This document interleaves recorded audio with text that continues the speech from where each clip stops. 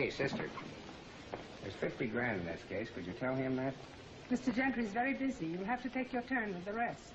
Good morning, Mr. McClintock. My appointment is for 9 o'clock. It's 1/2 now. I've got some very important engagements. Mr. Gentry will see you as soon as he possibly can.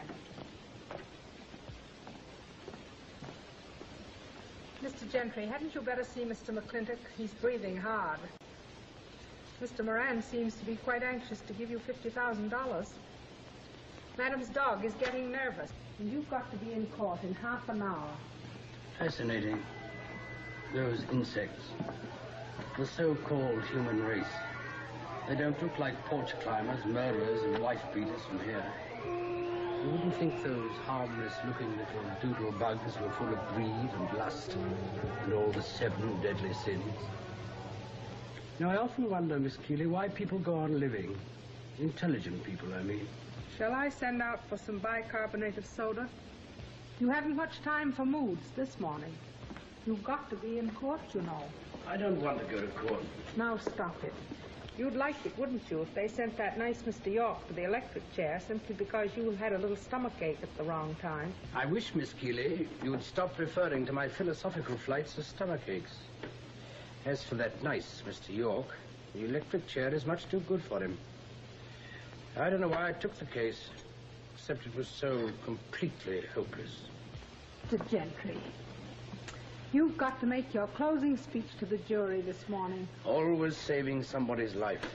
So abominably clever at solving other people's troubles. So half-witted when it comes to my own. What's the matter? Carmen Brown, Carmen Brown. I thought so. Of course, what I don't understand, Mr. Gentry, is... Well, never mind. Go ahead, say it. Why don't you just tell her that you don't love her anymore and get it over with? I called on Miss Brown last night with that happy notion in mind. And ended up in such an epidemic of kisses, vows, promises. It's discouraging. You know, leaving a woman, Miss Keeley, is a long and desperate process, like wrestling with a piece of flypaper in a high wind. The trouble is, you're too nice. Thank you, Miss Keeley. But fortunately for yourself, I've never been in love with you. So you've only seen my best side. In love, I am a monster. You don't expect me to believe that. I begin where sensible men leave off. Hand-holding and what goes with it doesn't seem to be enough. I have to pull them apart and see what makes them tick. Overwhelm them with attentions, absorb them. With the result that when I show signs of leaving some little thing, she acts like 65 wives. Why can't I find some interest other than women? Something normal, like poker or running for Congress, and I'd never be in trouble. Well, I certainly wouldn't worry about Miss Brown. She's no little Bo Peep, from what I gather. Miss Keeley. After all, you took her away from Mr. White. Well, it seemed like a good idea at the time. And I'm sure she loved him just as much as she pretends she loves you. What is it? Miss Brown is here. Why didn't you answer? Tell her to come in. That's what you should think about when you call on her. That's not a bad idea. What? Eddie White. Eddie White.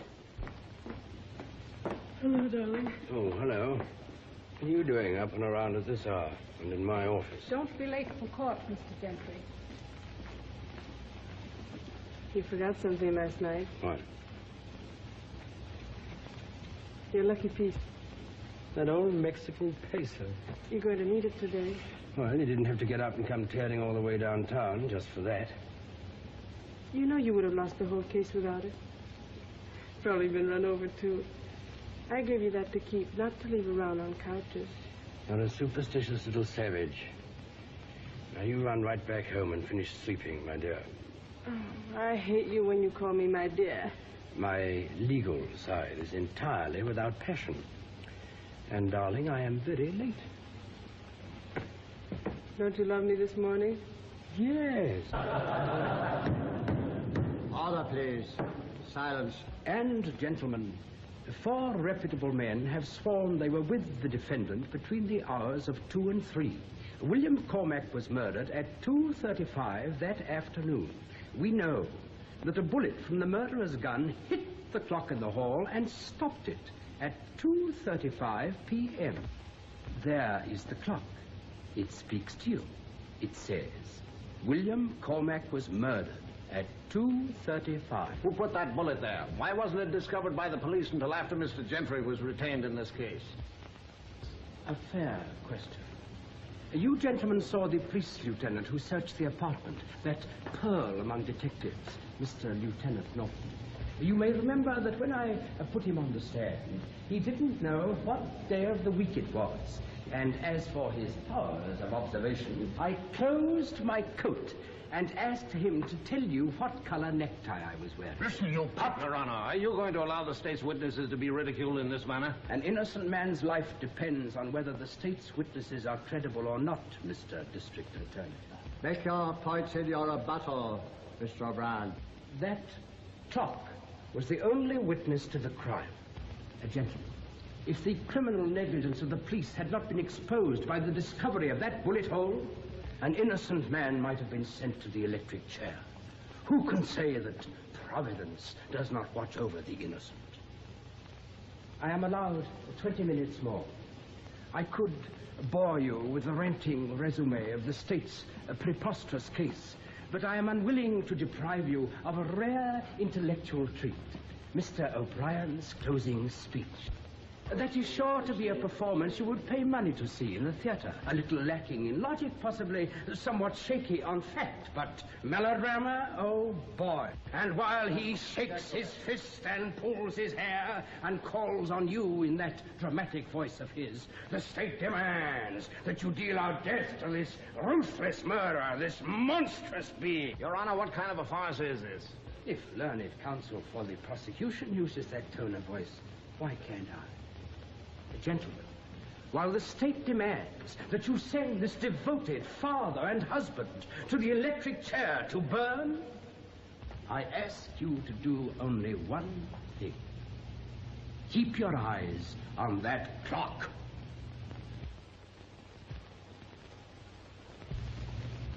Thank you, gentlemen. Your Honor, the defense rests. Silence. The state will proceed with its rebuttal. You ain't going, are you? Mr. O'Brien bores the pencil. Suppose they find me guilty. Don't worry, Butterfingers. Gentlemen of the jury, you have just listened to the most unscrupulous defense ever offered in a murder trial. Have they reached a verdict? What happened, Mr. Gentry? Why are you leaving? I was afraid I might cramp Mr. O'Brien's style. How about a picture? I'd like a statement, Mr. Gentry. After the verdict, This is about boys. something else. The Bar Association has recommended the grand jury investigate your conduct in this case. Yes, in what respect? Well, it seems they've adopted some resolutions, the gist of which is that Lee Gentry is no better than some of the murderers he defends. I would say there was a slight difference. Would you mind explaining that to some of our backward readers? Well, speaking offhand, a murderer takes a life, and I save one. You don't hold with the old-fashioned idea that murder's a serious crime, punishable by death? I thought you were a friend of mine, Clark. A good newspaperman can't afford friends like you. Nor enemies like me. Mr. Gentry, if I were to say pretty please, would you give me a statement? Anything for a lady. I'll give you two statements. The first is the only crime punishable by death is stupidity. Some of you ought to be glad there isn't a law. Not you, my dear. The second is I don't care a hoot for bar associations, churches, banks, and all the other lame duck institutions that try to keep society from falling apart. You call me the champion of the damned. Well, I am. All the twisted hearts, the hopeless, desperate creatures whipped by your so-called society into crime, these look to me for help. In reply to the Bar Association, it is their cry I answer, and always will. The grand jury is going to read this, Mr. Gentry. Oh, in that case, please add that I consider that supreme body a group of illiterate, ineffectual nincompoops with the combined courage and mentality of an amoeba. Fine talk, Gentry. It's going to be pretty tough on you if you slip. Don't worry, buddy. I won't slip.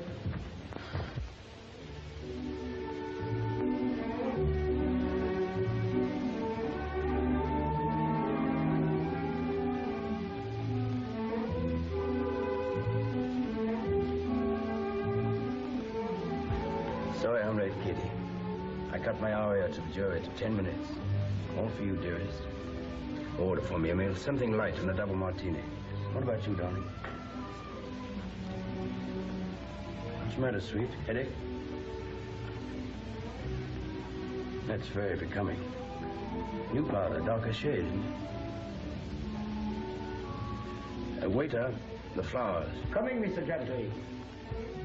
That unfriendly look reminds me of Joe, number 8.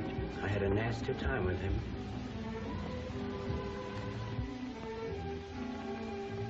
They are very unusual, sir. May I ask what they are called? Christmas roses. They only bloom with the snow. Somewhat like yourself, my dear. They go with your heart of ice, and your eyes like green enamel. You have a pretty way of expressing your feelings. Swinburne described you better. Cold eyelids that hide like a jewel, hard eyes that go soft for an hour, the slender white limbs, and the cool red mouth, like a venomous flower, Dolores, my lady of pain. Katie, I love you. I need you. Wait a minute. Pardon me, sir. Your office just called. The verdict was not guilty. Oh, thanks. Hickory dickory dock. The jury ran up the clock. Well, my dear, another of my clients is roaming the streets, a free man. The 30th fascinating miscarriage of justice at which I have assisted. That bullet in the clock was a simple but masterly touch. Lee, why have you been lying to me? About what? About Miss Carmen Brown. Oh, dear. Well, let's have it. You said you were completely through with her, that you hadn't seen her in a month, and you were never going to see her again. And? You've seen her nearly every night this week. You've sent her flowers, you've called at a nightclub and taken her back to your flat. Well, Katie, please. Don't lie to me, because I know it's true. It's all terribly true. Then that long-winded novel about what you said and what she said, and how it all ended, lies. Well, Katie, I live by lies, make money by lies. I've become famous by lying. It's nice to have known you. Now listen to me. Katie, even after you've grown to hate a woman, you can't pick up your hat and go. You've got to do it like a gentleman. I don't know why. Why do it at all? I'm sure you're better off with her. Happier. Katie, don't talk like that. I'm so crazy about you that Carmen's become something horrible to me. Every time I see her, I have to keep it out of my voice, my eyes, my hands. This hatred, this wanting to turn on her and yell. But, Katie, it can't be done that way. I don't want to leave a woman behind whose grief is going to be a beggar pulling at our elbows. It's no use, Lee. I don't belong in a love triangle with newspaper pictures and shrieks and hair pullings. So, let's leave it at that and part now as friends. Goodbye and good luck. No, don't say that. I've been upside down. This case, bullets and clocks, grand jury threats. But I've got nothing to do now but one thing. Don't worry about Carmen Brown. I'll get rid of her.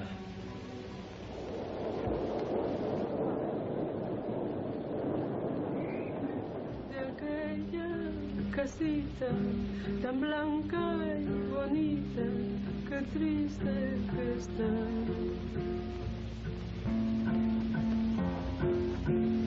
Me prestarás tus ojos morenos del alma, los llevo que miren allá.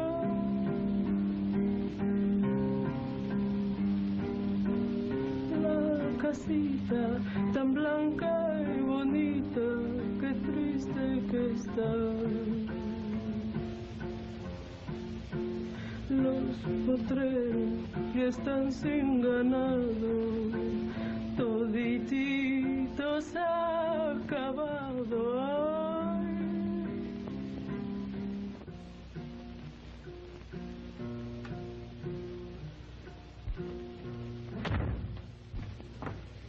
Well, you could have heard a pin drop at my exit. They're certainly sitting on their hands tonight. Recent Monday. Those dopes don't want to see art. Only flesh. Listen, Carmen. If you want to get mad at Mr. Gentry, not me. I didn't want to go out with him. Oh, never mind. He kept twittering about something very important about you. So I consented. Carlos, váyase, por favor. Quiero hablar con él. Está muy bien, muy bien. Adiós, Ana. Adiós. What else did he ask you? Well, mostly where you was Sunday night. He knows where I was Sunday night. He knows I was home. That's exactly what I told him. I said, Mr. Gentry, I wouldn't lower myself listening to your insinuations. Furthermore, I am amazed that a gentleman of your brains should stoop to being jealous like a common hoofer. He's gone crazy. Listen, Toots, between friends, is there any particular reason for Mr. Gentry's sudden attitude? I mean, had he been absent-minded once or twice for somebody else? Well, if he's going to keep on cross-examining me, I ought to know. You know me better than that. He's nagged me to a point where my brain is hanging by a thread. All these sudden moods and accusations. What do you take it from him, then? After all, what right has he got? I know that kind of fella better than you, honey. He wants to make a slave of you, free. That college professor who claimed I was getting enough out of him in the way of education. Claimed it improved my mind. Eddie White may have had his faults, but he was a man who observed all your birthdays, and Christmas and Easter's even.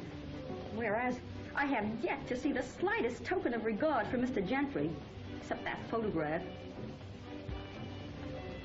And that other one with a side view. There are more important things. I know. He's mumbling to you about marriage in the distant future, and you fall for it.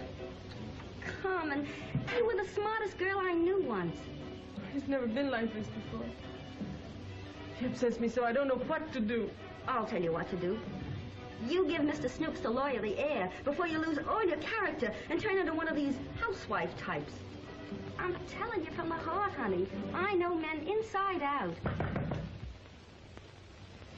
See who it is. It's the doorman. You want to see a fellow named Eddie White? Eddie. Oh, speak of the devil. What do you suppose he wants? Hello, Eddie. Hello. Hello, Buster.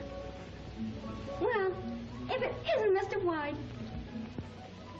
Well, very glad to have seen you again, Mr. White. But Itty Bitty Buster's got to go wave her diapers to the big man's out front.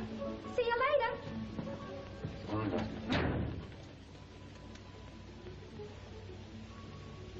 Well, you haven't changed. You look pretty well yourself. Well, Eddie, I've got to go on in a minute. What do you want?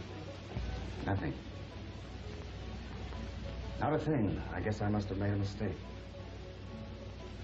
Oh, don't look like that. Don't look so nervous. I didn't bust in here with any notions of old lang syne. I was reading the want ads this morning, and I happened to run across this little ad in the personal column in the morning journal. Third one down. My common sense told me it wasn't you, but... Well, the EW, important, signed car, I thought... Never mind, forget it. I just showed it to you because I didn't want you to think I was crowding in where I wasn't wanted.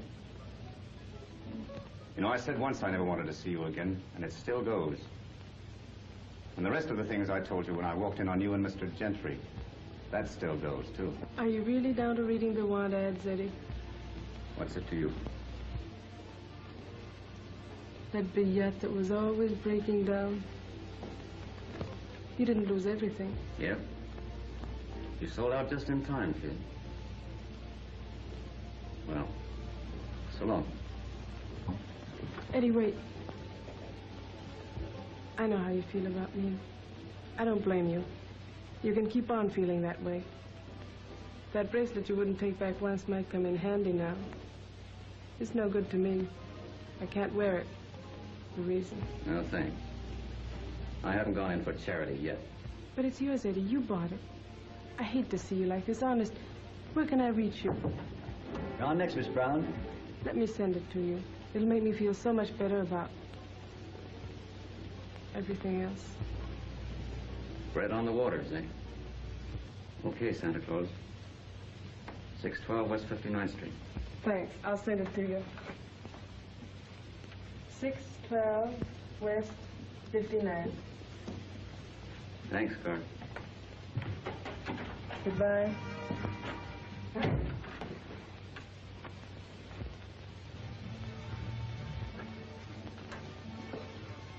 I phoned you the minute he got here. Thanks. He's in there now.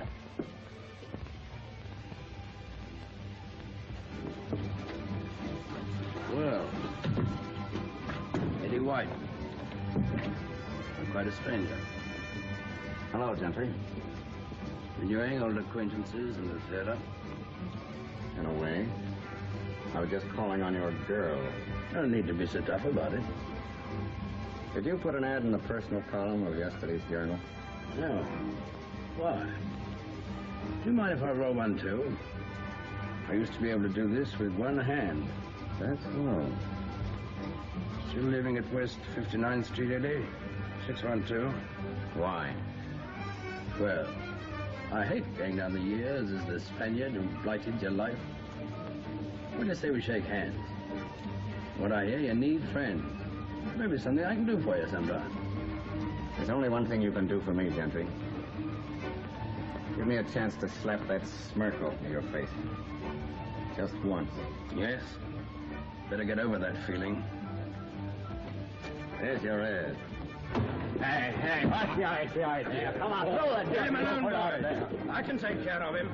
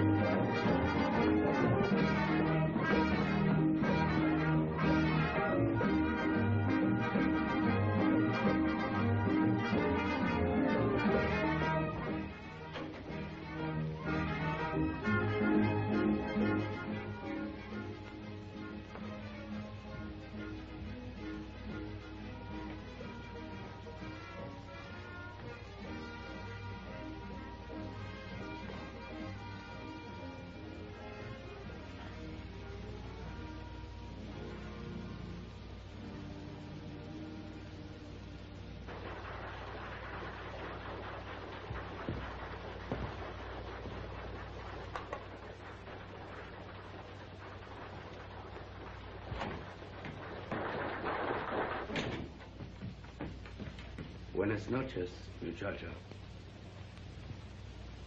Lee, how long have you been here? Just came in this second. Oh, darling, I'm so glad. Only I thought you had to take those people to the theater. I had to see you, Carmen. Well, I hope you're in a better mood than last night. Please, don't mention that jealous brainstorm I had. I just got over it an hour ago. In the theater. I knew there wasn't another man. Couldn't have been. So I came over to apologize. Forgive me. Oh, you're so nice and sweet. So sweet.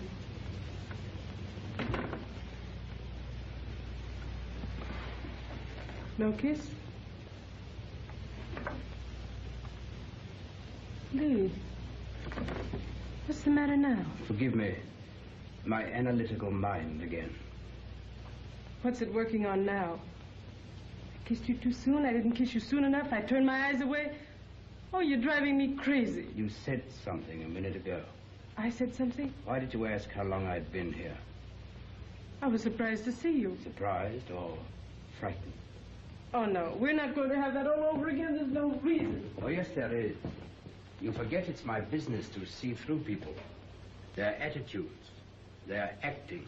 What am I acting about now? I don't know. Something. Whose cigarette is that? I don't know. People come in and out all the time. Still burning. Who's been here in the last 15 minutes, Carmen? Carlos? Who else? Buster. And how long has Buster been rolling her own? Lee, please don't start that. There's been nobody in here. I haven't even spoken to him. And that's what you're still driving at. Yes, that's it, exactly.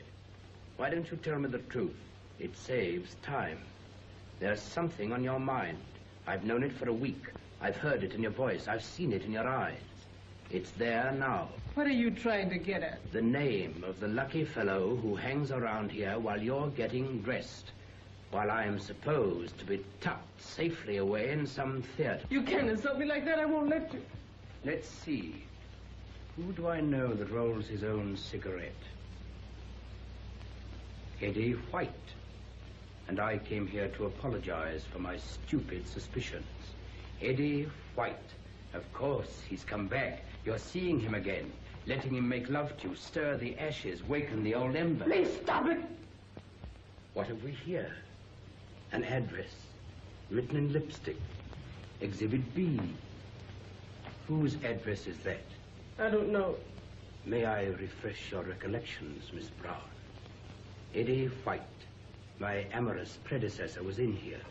Tears, memories, embraces. He strained you to his bosom and broke the pencil point in his vest pocket. You were reduced, therefore, to a lipstick to write. He never touched me. Then he was here. Yes? Lee, I haven't set eyes on him in 2 years. He read an ad in the paper, thought that I'd put it in, that I wanted to see him. And of course you didn't. No, you've got to believe me. Why did you lie to me then? Why did you say you hadn't seen anyone, not even spoken to a man?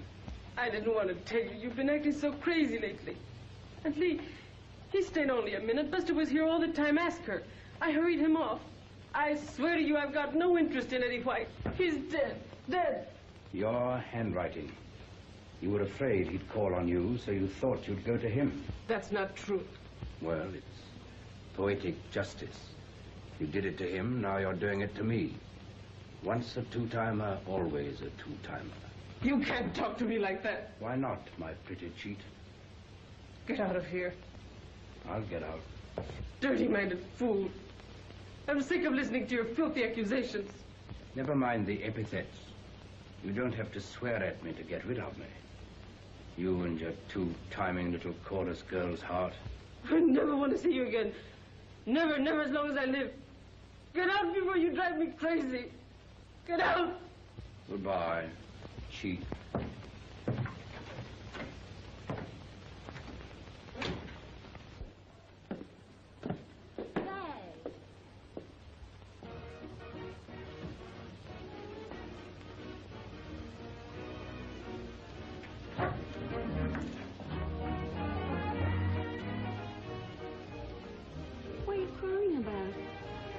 Is it because Eddie White gave Mr. Gentry a sadly needed smack in the face? What? Didn't he tell you? On his way in here, he ran into Eddie White. Oh, Mama. How long ago? Well, you were on stage. So he kept it a secret. Well, that's rich. You saw Eddie before he came in here. Oh, the swine. Playing that scene. Faking. Oh, I'll fix him.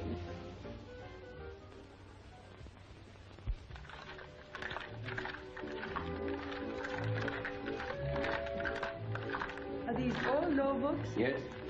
And you've read every one? Some of them 20 times. Well, I'll stick to detective stories. These are all one continual detective story. The criminal versus society. What a cast. Swindlers, scoundrels, scallywags, murderers, and their battle royal with the law. Gives them quite a respect for the law, all these books. Quite the contrary. In those volumes, my dear, you will find loopholes for every crime. It's a wonder to me that anybody ever goes to jail. They wouldn't if there were more good lawyers. Like you? Yes. Here's to the courts of justice, of rigmarole and writ, where poised and prim and particular society coolly sits, and judges the sins of the sinner by the depths of his counsel's wits. More Swinburne? No, I wrote that. Well, the cocktails are good. Thanks. Darling, Not your lady of pain. But have you ever loved anybody? I'm going to Europe with you. Oh, I know. A suite on a deck. Deauville casinos, the Paris shops, where the lover thrown in as icing for the cake. But did you ever feel anything with your heart? Has there ever been anybody in your life you loved who could make you happy, who could make you cry? Well, I want you to love me that way. I'm going to make you love me that way. Why that way? Because I need it. That's my soul, to be loved. Without it, I'm just part of these books, words, tricks, schemes, a walking, breathing machine for outwitting the law. So I'm a little bit like Dracula. No life in me. So I need someone else's soul. You've had that. Miss Carmen Brown. I know why. Why talk of past love? There's nobody in the world but us. We'll be on a boat tomorrow. Love me. You must love me. I do. I adore you. What is it? Sorry, sir. Your office on the telephone. I told you I wasn't in. I'm very sorry, sir. I took the liberty. They said it was most important. You're picking out the cabins, darling. I'll be right back. It's Miss Brown. She said she would kill herself. She spoke of a telegram she sent you. This must be it, sir. She sounded most desperate, sir. Get out.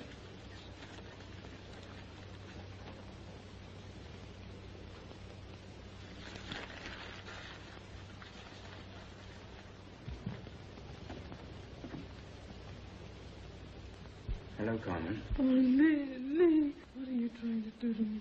Darling. How can you humiliate me like this? Carmen. Now, wait. Telling all those people you aren't in. Carmen. Servants, office boys. Now, Carmen. I haven't slept in 3 nights. Carmen, Lee, I've got to see you. What about? I'm coming right over. Carmen, don't... I'm sick of your lies. Lee, I'm desperate. I'm in pieces. I've got to see you. And I'm coming right over. Never mind. Never mind. Goodbye. Carmen. Hello?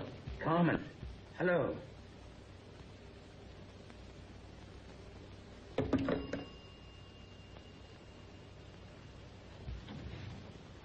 Well, that was a gentleman named McClintock. Stole $1 million from the government and wants me to keep him out of jail. I just bought you a bridal suite. Well, I suppose I have to find some friendly judge. Nuisance, isn't it? Do you have to go right away? The courts close at 5. I'll drop you on the way. Do you mind? No. I've got a lot of packing to do. And tomorrow? Tomorrow we're off on the seas of rapture for the islands of desire. Tomorrow. What's the matter? Nothing. Not wavering? No. My mind's quite made up. And your heart? My heart, too. Your gardenia's with us. Better have a fresh one. To impress the judge.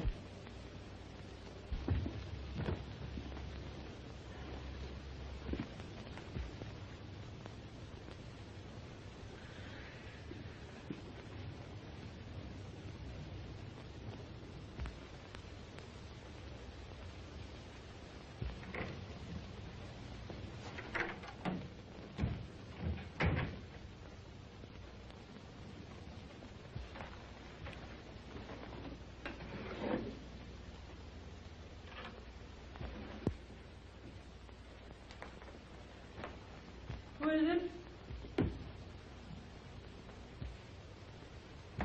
Who is it?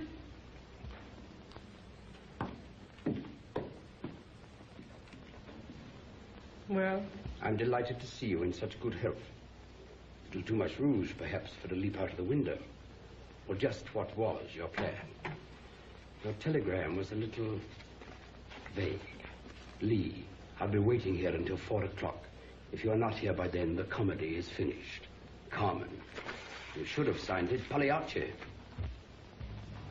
I never thought you'd stoop to threats of suicide. I thought you were too real, too proud for that. You devil. You devil. If you want me to listen to you, no hysterics.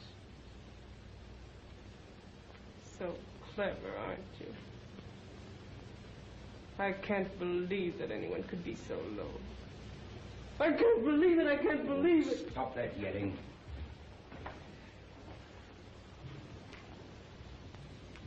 You couldn't come and tell me like a human being that you were through with me, that you didn't love me anymore. No. You had to use that brilliant legal mind of yours to dirty me, working up a big case of jealousy, putting ads in the paper so you could catch Eddie White in my dressing room. Oh, how cheap. What are you talking about? What ads? Oh, I understand. I did it, not you. I lured Eddie at your side. I kept the rendezvous with him at 612 West 59. I'm the villain. Go on. You met Eddie White outside of my dressing room before you saw me.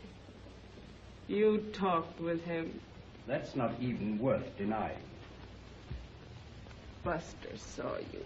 That bird brain. The doorman called you up the minute Eddie arrived. I found that out. You flew over so you could pull that cheap, rotten acting, frame me like a pickpocket and accuse me. At least take it off the hook. There's enough noise in the room now. Hello? Oh. Your office. Tell them I'm not here. Mr. Gentry's not here.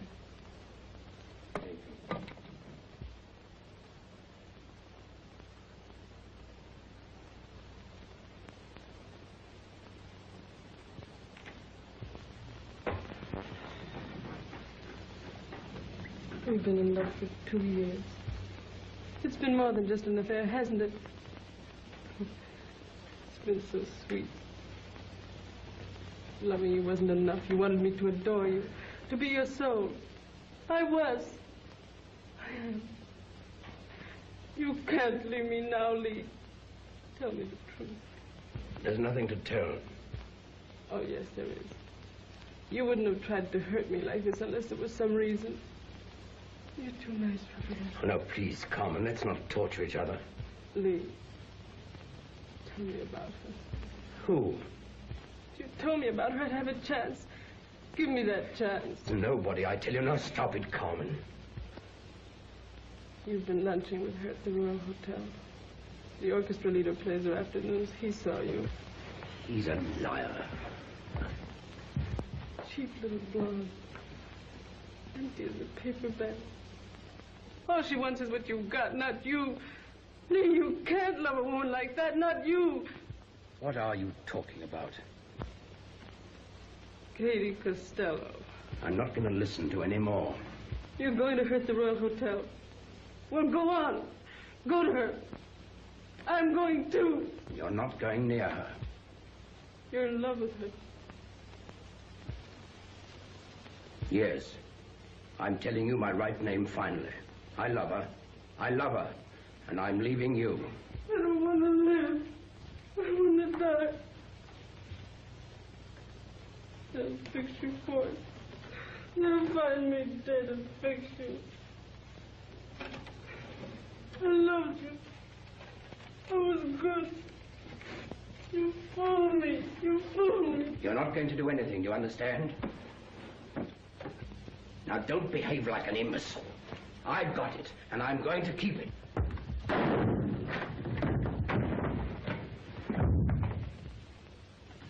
Oh, my head. You shot me.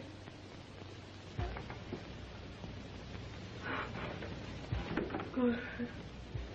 She's waiting for you. You won't love her so much. Carmen. Miss Brown? You want me to clean your place now, Miss Brown? No. Back. Carmen.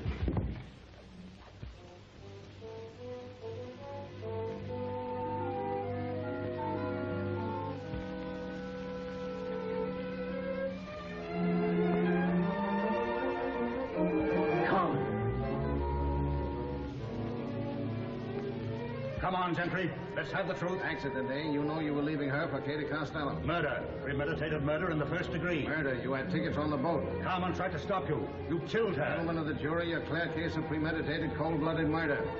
Hold the jury. Where is that legal brain of mine? Guilty. Guilty. Guilty. Guilty. Guilty. Guilty. Guilty. Guilty. Not guilty. Now give me a little help. Come on. Don't be one of our nervous clients leaving a trail of clues behind a yard wide. What are you afraid of? We've always won. Give me a case and we'll win again. There's water in the rosy.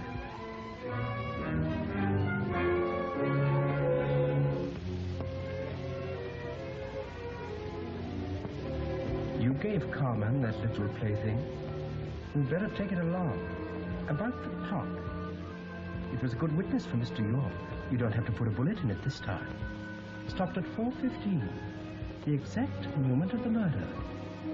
How very convenient, since your office called at 4:10 and Carmen said you were not here. Better answer. Someone may have heard the shot and reported it downstairs. Change your voice. Hello? Who is this calling, please? Buster? This is just a friend. No, she's busy. I'll tell her you called. Miss Buster Malloy. Goodbye. So much the better. Now we have proof there was a stranger here. The gardenia. Katie said it might impress the judge. There's no time for sentiment. Aren't you forgetting something? There's a little piece of paper on that table. A telegram sent you at 2:07 this afternoon. How easy mistakes are made. That might have sent you smack to the chair.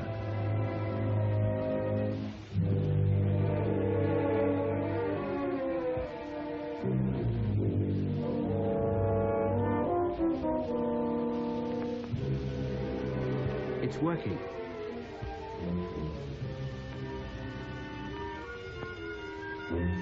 Press the button.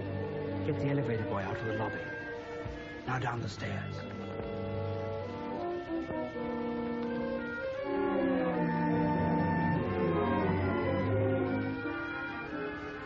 Easy. Switchboard operator.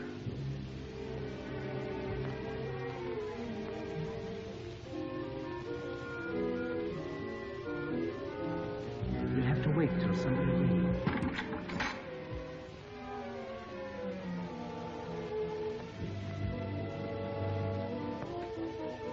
There's a phone on the desk, outside the door. It rings the bell. Put a telephone book under the receiver. Use it, quick.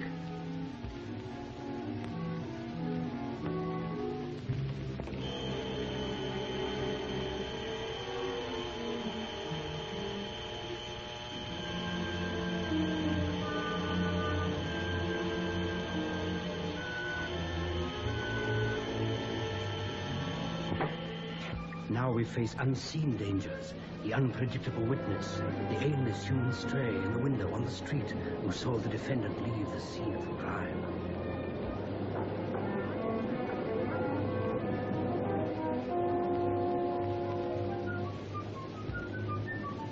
Wait until that stray goes by.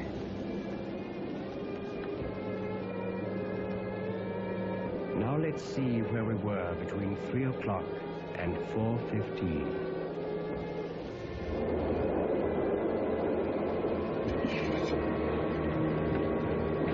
One downstairs, please.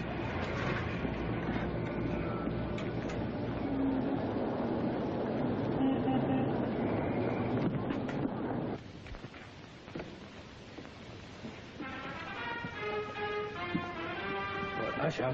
Please wait in line. Usher, I've lost a pair of gloves. Where were you sitting? That lady's taking my place now. Thank you. I'm sorry to disturb you, but I left a pair of gloves behind. Well, they don't seem to be here. Thank you. Thank you. Where's the lost and found department? On your right. Thank you. I'm sorry to make such a fuss about a pair of gloves, but I just bought them. If they turn up, we'll keep them for you. What's the name, please? Lee Gentry. Lee Gentry? You won't have to call. I'll send them over to your office. How'd you like the picture, Mr. Gentry? Very interesting. 4:30. Is it that late? That's quite an efficient system. Goodbye. Goodbye. Thank you.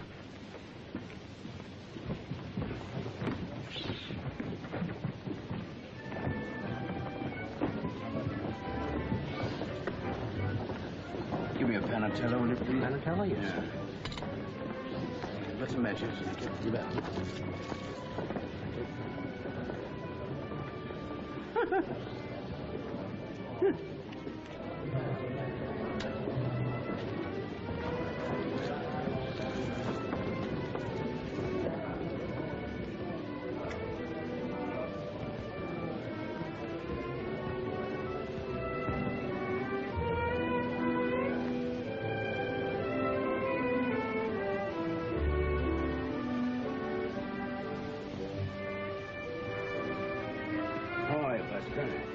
Listen, Mr. Gentry, I ain't got much time. I only came because you said it was serious. What is it? Another third degree about Carmen? If so, you can save your breath. I'm no Matter Harry. You never liked me, Buster. I didn't come here to exchange personalities, Mr. Snoops. Where's Carmen? At home, where do you suppose? No, she's not. Buster, there's something going on. Has she told you anything? No, I ain't hardly seen her this week. Well, I've been trying to get her on the telephone for 3 days. Buster, I'm desperate. I'm all in pieces. You mean she's washed up with you? Well, I'm very glad to hear it. It's about time. I wouldn't let any man make a fool out of me the way you have her. No matter how brainy he thought he was. Buster, when did you talk to her? Called. So that's what was going on. Am I dumb? Listen, Mr. Gentry, the way you've been behaving, I got no pity for you whatsoever. Any girl with self-respect would do just what Carmen's done. Well, you say you called her. What did she say? I didn't get to talk to her. She was occupied. Well, who did you talk to? Listen, Mr. Gentry, I'm Carmen's friend, not yours. I'm desperate, I tell you. Who was it? I'll tell you who I talked to. Who? A gentleman, that's who. You're lying. So you say. A man, in her room. Take it easy, Mr. Snoops. He's probably gone by this time. What time did you call? Tell me. Right after the 4 o'clock rehearsal, when he shouldn't show up. At 4:15, eh? Well, who was the man that answered the phone? Eddie White? No, it wasn't Eddie White. It was a very sweet, charming voice, unlike yours. Buster, you can help me. Don't make me laugh. My lips chapped. Goodbye.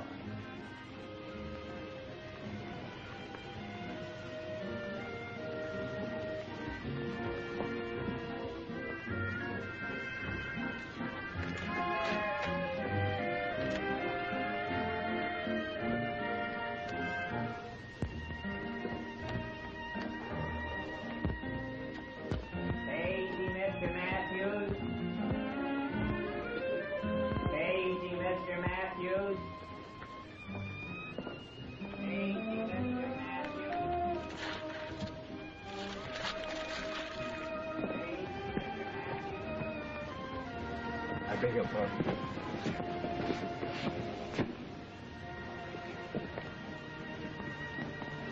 Lost something?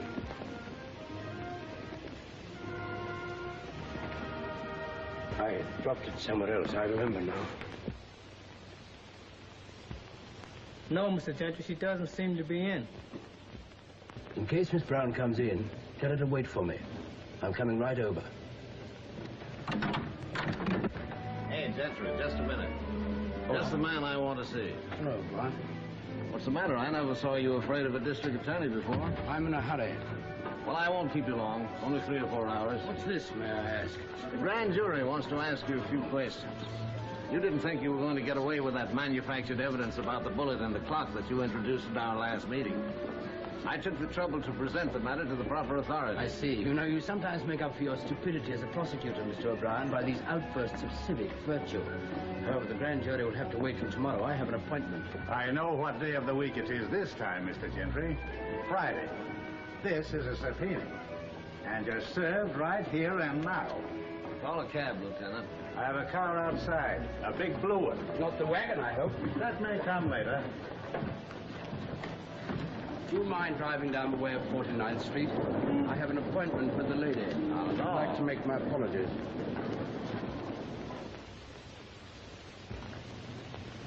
Miss Brown isn't back yet. I'll leave a note.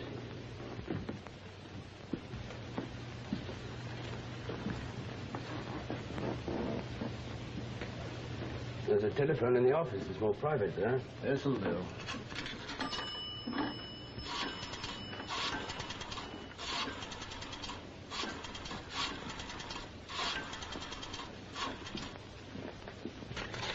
Grand jury room, please.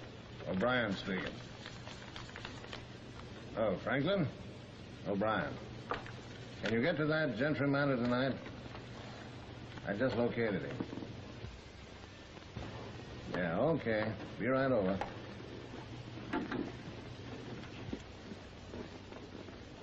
I'll take the note up myself. Well, we got a step on it.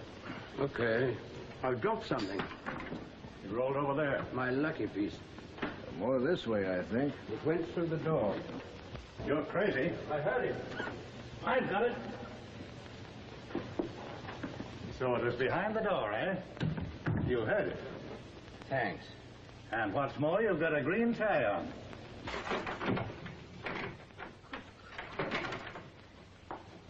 I've been unfair to you, Norton. You're a great detective.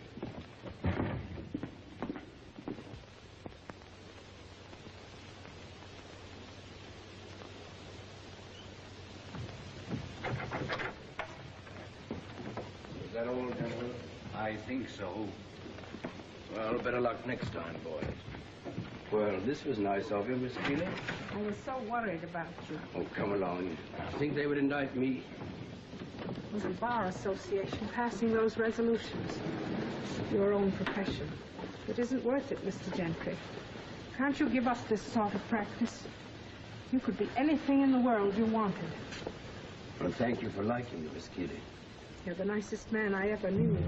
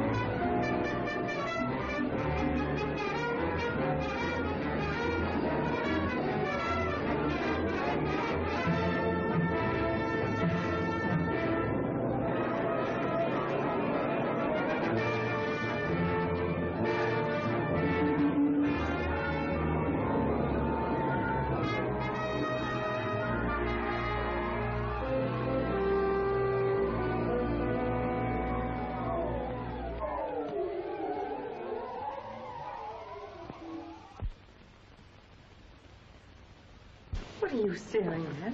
You.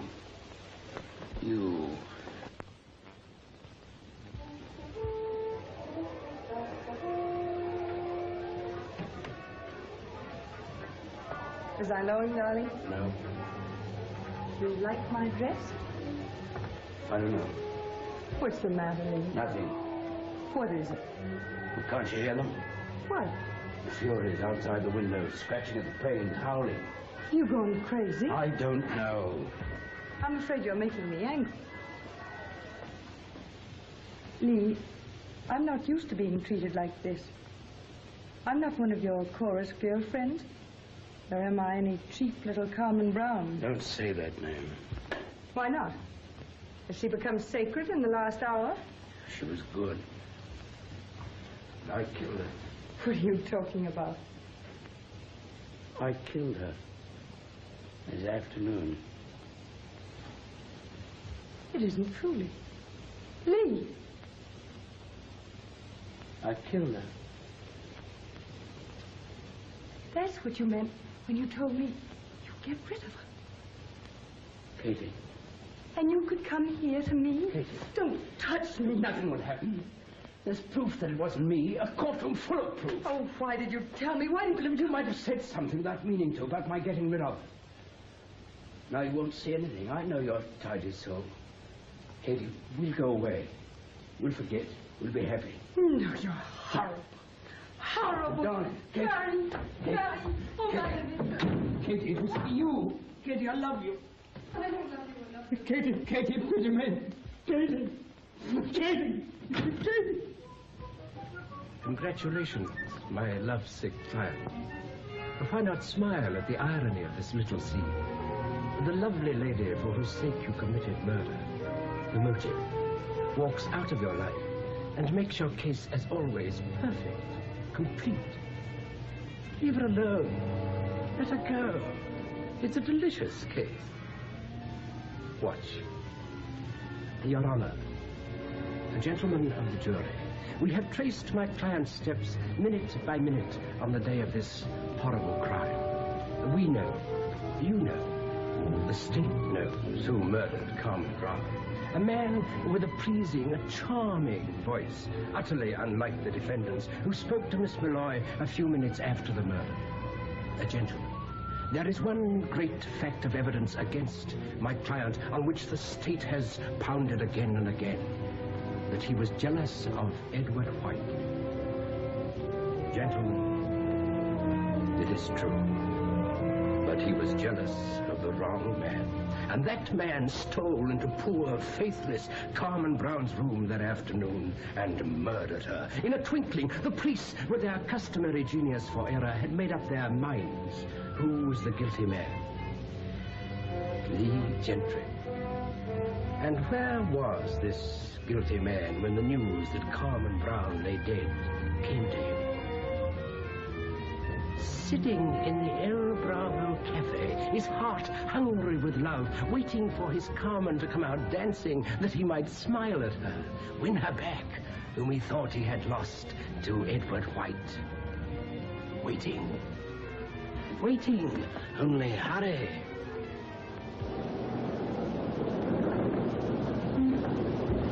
Good evening, Mr. Gentry. Mighty glad to see you.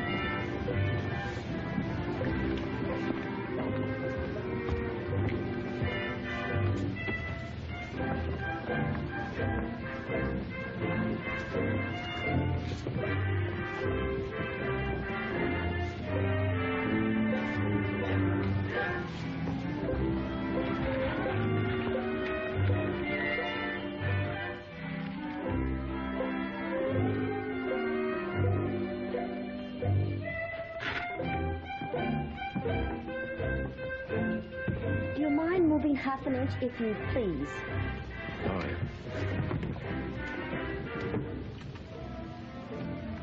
Well, Mr. Lee Gentry, don't tell me you're going to snub me twice in one day. Oh. Hello, Della. Hello. Oh, yeah. Didn't recognize you. You're blonde now. Yes, how do you like it? Very becoming. Last wine? No, thank you. I'm with a new boyfriend, and he's jealous. Say, Della, what do you mean I snubbed you twice today? I didn't see you anywhere today. Oh, yes, you did. Looked right through me and gave me the high hat. I guess it was the new platinum effect. Where was that?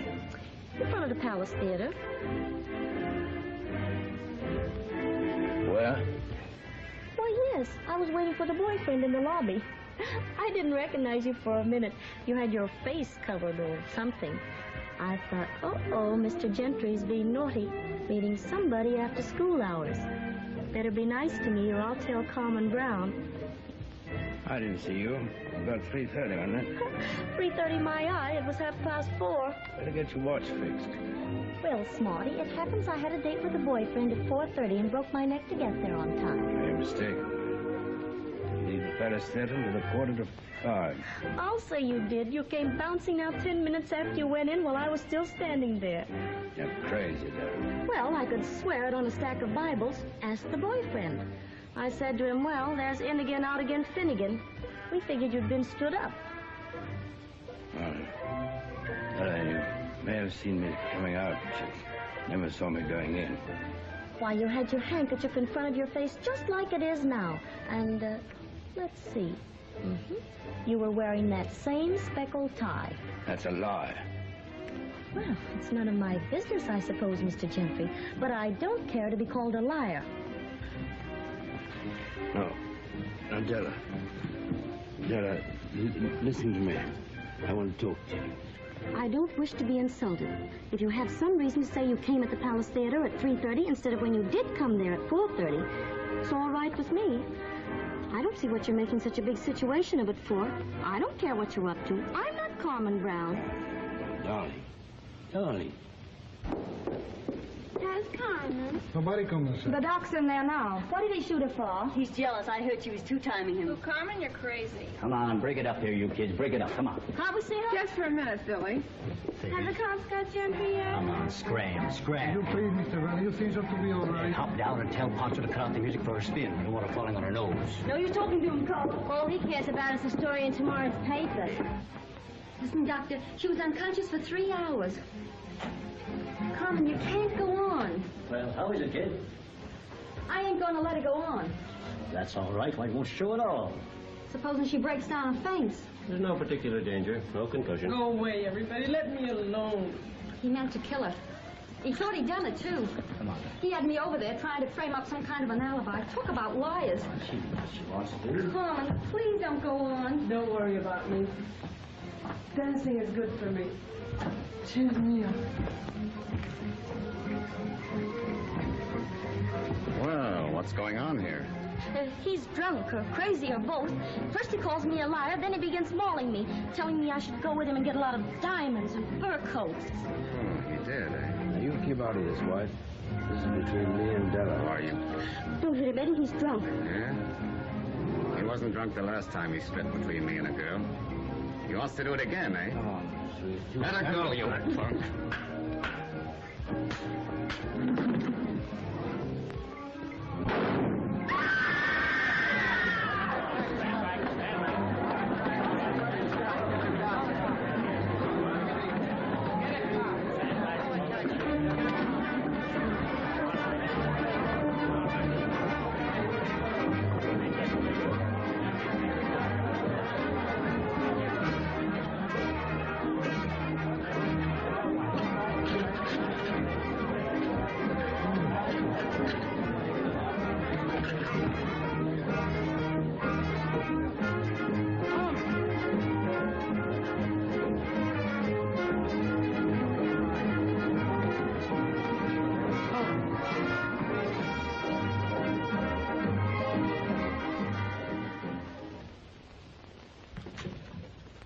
Hey, Lieutenant, get him to pose. Who does he think he is? Take the handkerchief away, Gentry. You didn't used to be so bashful. Come on, you used to like posing. I'll lose my job if I don't get a picture.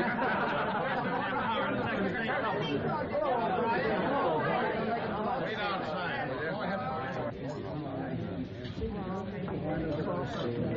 Well, Gentry, we're getting to be old friends. It'll be tough framing an alibi this time. The Mexican peso. Your lucky piece, eh? How did it happen, Lieutenant? It's a clear case, Mr. O'Brien. He was jealous of this fellow, White, and set out to murder him. Hired the doorman at the nightclub to tip him off whenever White came round. He threatened White's life a week ago in front of 3 witnesses. Nearly murdered this Carmen Brown this afternoon in the car of White. Tracked him to a movie house and missed him. Then he laid for him at the cafe instead. Pure jealousy. Not much left for your office to do, I'm afraid. Premeditated murder in the first degree with 1,000 witnesses. Listen, Lieutenant, listen. We're going to press him in a half hour. I'll give him a statement. What are you waiting for? There's the gun. What have you got left? Listen to them laugh. That's the way they all laugh. Come on. Come on. You lived high over the heads of the crowd. They hated you because you sneered at fools and loved you because you were a champion. Now, I'll only laugh. What's the use of living on, a fool, a clown, in ways dark Life, so sweet. Love, so bright. Say goodbye, though no one hear you.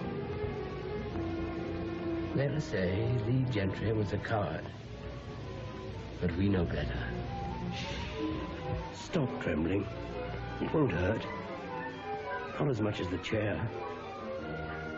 I'm the one that counts. I'm your brain. I'm your God. I give the orders. I say die. You had the courage once. Where is it gone? That's too easy, Gentry. Besides, the state will be only too glad to do it for you. Coward! Coward!